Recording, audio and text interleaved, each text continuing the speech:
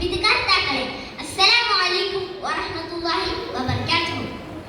സ്നേഹിക്കാം സ്നേഹനിധികളെ എന്ന വിഷയത്തെക്കുറിച്ച് ഏതാനും ചില വാക്കുകൾ ഞാൻ നിങ്ങളുമായി പങ്കുവെക്കാൻ ഉദ്ദേശിക്കുന്നു. ഇൻഷാ അല്ലാഹ്, ലോകത്തെ ആകമാനം സൃഷ്ടിക്കുകയും സംവിധാനിക്കുകയും ചെയ്ത അല്ലാഹു സുബ്ഹാനഹു വ തആല ആ റബ്ബിനോടുള്ള കടമകൾ വിശദീകരിച്ചപ്പോൾ ആദ്യം പറഞ്ഞത് വഖളാ റബ്ബുക അല്ലാ തഅബുദു ഇല്ലാ ഇയ്യാഹു വബിൽ വാലിദൈനി ഇഹ്സാന. തന്നെയല്ലാതെ നിങ്ങൾ ആരാധിക്കരുതെന്നും മാതാപിതാക്കൾക്ക് നന്മ ചെയ്യണമെന്നും നിന്റെ രക്ഷിതാവ് വിധിച്ചിരിക്കുന്നു. റബ്ബിനോടുള്ള കടമകൾ കഴിഞ്ഞാൽ ഏറ്റവും കൂടുതൽ കടമ സൃഷ്ടികളിൽ വെച്ച് മുഹമ്മദ് നബി സല്ലല്ലാഹു അലൈഹി വസല്ലമയാണ്. അത് കഴിഞ്ഞാൽ മാതാപിതാക്കളോടാണ് എന്ന മുന്നറിയിപ്പാണ് അല്ലാഹു സുബ്ഹാനഹു വ തആല ഈ ആയത്തിലൂടെ നൽകുന്നത്.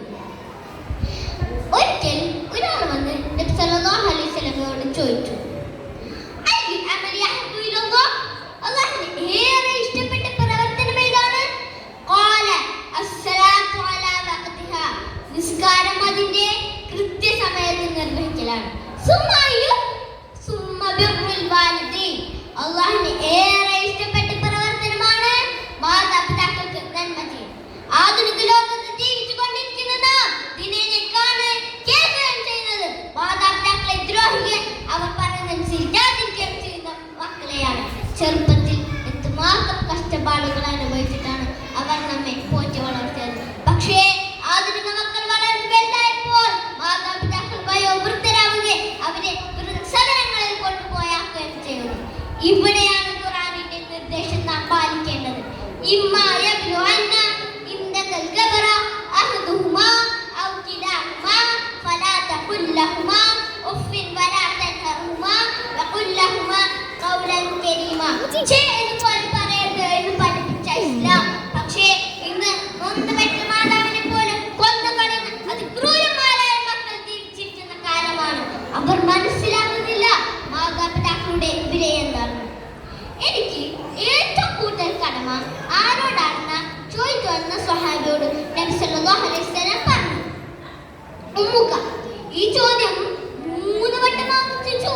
അപ്പോഴെല്ലാം നബി സല്ലല്ലാഹു അലൈഹി വസല്ലം പറഞ്ഞു ഉമ്മുക. വീണ്ടും ചോദിച്ചു, പിന്നെ ആരോടാണ്? അപ്പോൾ നബി സല്ലല്ലാഹു അലൈഹി വസല്ലം പറഞ്ഞു അബൂക. മാതാപിതാക്കളോട് നല്ല നിലയിൽ വർത്തിക്കുകയും അവരോടുള്ള സംസാരവും പെരുമാറ്റവും മാന്യമാക്കുകയും ചെയ്തില്ലെങ്കിൽ നരകമാണ് അത്തരം ആളുകളെ കാത്തിരിക്കുന്നത് എന്ന് നോക്കുക.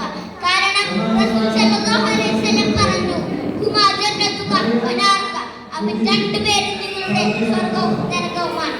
ഇതിനാൽ അവരുടെ തൃപ്തിയും ഇഷ്ടവും സ്നേഹവും നേടിയെടുക്കുന്ന രൂപത്തിൽ അവരോട് പെരുമാറാൻ. അള്ളാഹുവിന്റെ കൽപ്പനകൾക്ക് എതിരില്ലാത്ത ഏത് കാര്യങ്ങൾ അവർ പറഞ്ഞാലും നാം കേൾക്കുകയും അനുസരിക്കുകയും ചെയ്യും. അവരുടെ തൃപ്തി നാം നേടിയെടുക്കാൻ ശ്രമിക്കണം. കാരണം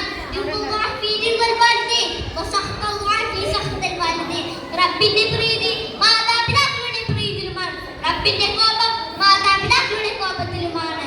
അവർ ജീവിച്ചിരിക്കുന്നവരാണെങ്കിലും അല്ല അവർ മരിച്ചവരാണെങ്കിലും മക്കൾ എന്ന നിലയ്ക്ക് അവർക്ക് വേണ്ടി പ്രാർത്ഥിക്കുക എന്ന മക്കളിൽപ്പെട്ട കടമയാണ്.